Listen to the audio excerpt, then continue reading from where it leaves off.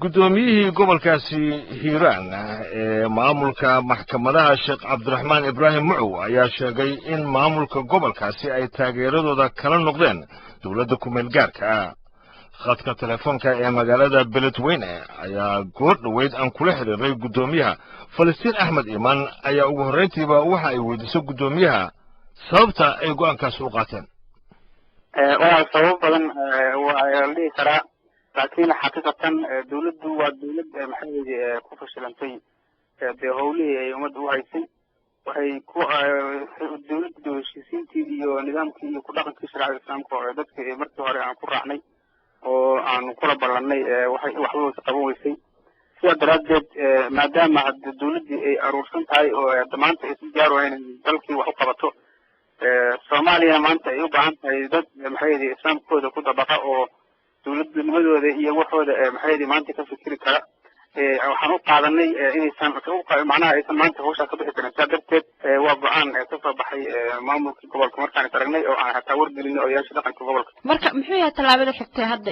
maxay tahay tallaabada xigtay hadda idin qorshaysan in aad qaadaan tallaabada xigtay hadda noo qorshaysan inaan qaadnahay waxay tahay inaan u yeerayno maxay reer hiiraan aan u sheegayno markaa in ay maamulkoodii maxay gobolkoodii ay u samaystaan maamul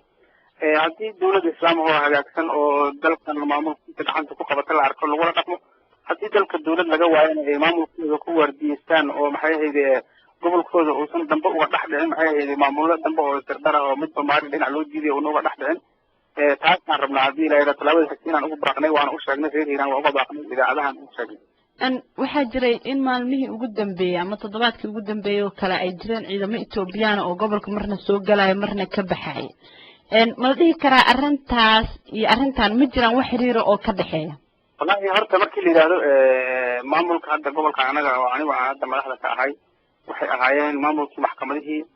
oo hadda dawladda Itoobiya waan kula dagaalanay dalka inay maxay ka baxaan oo xilligii madaxweyne Shariif dawladkiisa uu ahay madaxweyne anaga oo mas'uulka noo ahay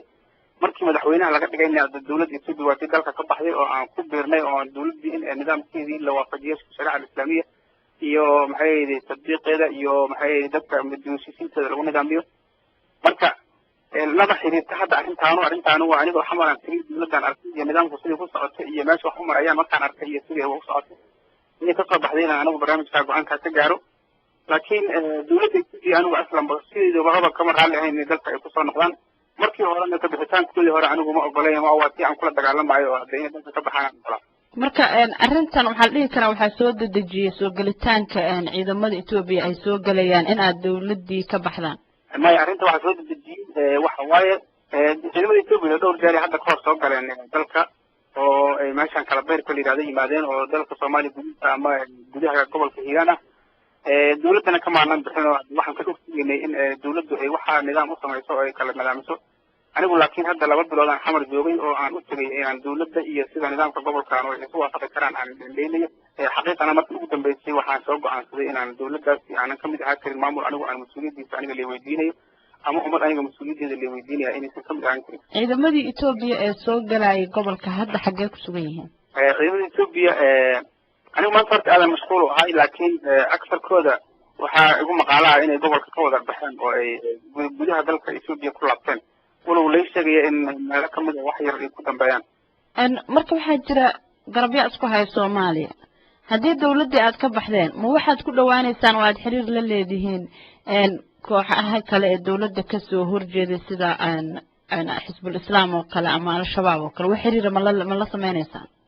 horta waa la xiriireynaa oo al-shabaab iyo xisbul islaam waa ciidamo hubeysan oo majlisada hubeysan oo dalka joogo annaguna hadda ummadaan nahay dalka degan inaan la hadalno oo aan xiriirna waa qasab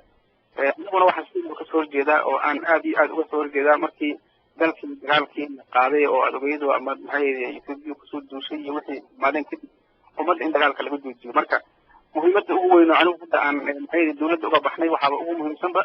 inaan wada hadal galno oo aan dalka ka ilaalino dagaal dambe inuusan dhicin annaga dhulka iyo meesha aan joogno iyo dadka aan dhulka ka nahay inaan u horseedno inay xabaddu ka istaagto oo dagaal dambe ayna gelin marka taasina waxay keenaysaa inaan la hadalno maxay ama xisbul islaam ama al-shabaab oo aan u sheegno inaan anagu dagaal aanan ku jirin oo dalka wixii hadda ka dambeeya anagu aan soo dhaweynayno ciddii nabadgelyo ku dabaalayso ilaahay diintiisa in lagu xukumo dalkaana wax kale maahan wax kaloo dan ugu jira ma jirto dadkaan cadaalad kale oo meesha looga heli karaa ma jirto marka inaan anagu kula hadalna ayagu waa qasab oo waxaa nagu kalifaaba inaan anagu dagaalka joojino oo aan dagaal ka baxno aan dawladda ka baxno waxaan u doonaynaa inaan wada hadal galno oo aan dhulkeena xasilooni ku helno oo nabadgelyo ku helno dhanka kale gobolka dariska idinla ee galgaduud dagaalo xoog badan baa iyaga laftirkooda hore uga dhacay waxaana hadda gacanta ku haya ururka ahlu sunna wax xiriir iyaga ma la leedihiin mase qorsheynaysaa inaad la yeelataan anagu waxa waaye sideedaba waxaan kasoo horjeednaa wax dagaal la yidhaahdo dadka soomaaliyeed laga bilaabo anagu hadda maanta hadalkaas iclaanka aan gudanayo waxaan ugu baaqayaa in ay dagaalka joojiyaan ummadda soomaaliyeed